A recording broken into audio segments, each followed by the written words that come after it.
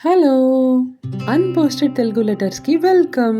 ఎప్పటిలాగే ఈరోజు కూడా ఒక లెటర్ వచ్చేసిందండి. డియర్ ప్రతిబింబం అంటూ రాశారు. అనానిమస్‌గా ఉంచాలని కోరారు. సో, నేను పేరు రివీల్ చేయడం లేదు. ప్రతిబింబం అంటే రిఫ్లెక్షన్ అనమాట. సో, ఎగ్జాక్ట్‌గా మనలాగే ఉండడం అనే ఉద్దేశంతో రాశారు అని అనుకుంటున్నాను. చాలా బాగా రాశారు ఆ letter. That heart felt feelings అనేవి చాలా స్పష్టంగా కనిపిస్తున్నాయి. అలా అయితే మరి ఇంకెందుకు ఆలస్యం?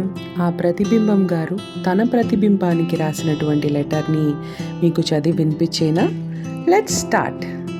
డియర్ ప్రతిబింబం, ప్రేమతో మీకు నా శుభాకాంక్షలు. అసలు ఎవరు మీరు? అనుకోకుండా పరిచయమయ్యారు. మొదటిసారి కస్సుబుస్మని కోపగించుకున్నా, తప్పుగా ఏమైనా అన్నానేమో అని క్షమాపణ అడగడానికి 3 నెలలు సమయం పట్టింది. ఆ క్షమాపణ అడగడానికి వెతకని రోజు లేదు. చివరికి ఆచూకీ దిరిపింది మొదలు 1 సంవత్సరం జరిగిన సంభాషణ ఎదురుగా లేకపోయినా చాలా దగ్గర బంధాన్ని ఏర్పరిచింది. ఒక బిడ్డ కోసం తల్లి ఆరాటపడినంతగా. ఏ జన్మ రుణబంధమో కదా. ఈ జన్మలో ఇలా కలిశాం. ఎవరో మీరు, ఎవరో నేను. అందుకే అర్థం కాని విధంగా మాట్లాడే దూరం అవ్వాలనుకున్నా నేను.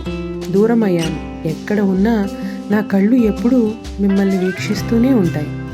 మనసు మురిసిపోతూనే ఉంటుంది. ఆలోచనలు ప్రశాంతంగానే ఉంటాయి. కారణం పెదవులపై పూసిన చిరునవ్వు.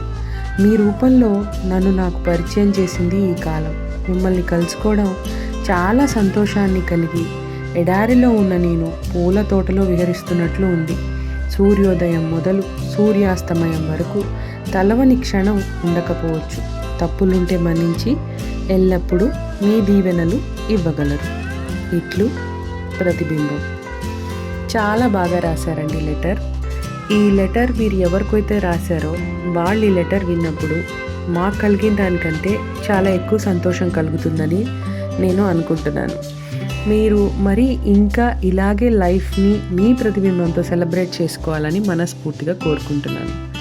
అన్‌పోస్టెడ్ తెలుగు లెటర్స్ కానీ, ఫీలింగ్స్ కానీ, మెసేజెస్ కానీ మీలో ఎవ్వరికి ఉన్నా మాకు పంపించవచ్చు.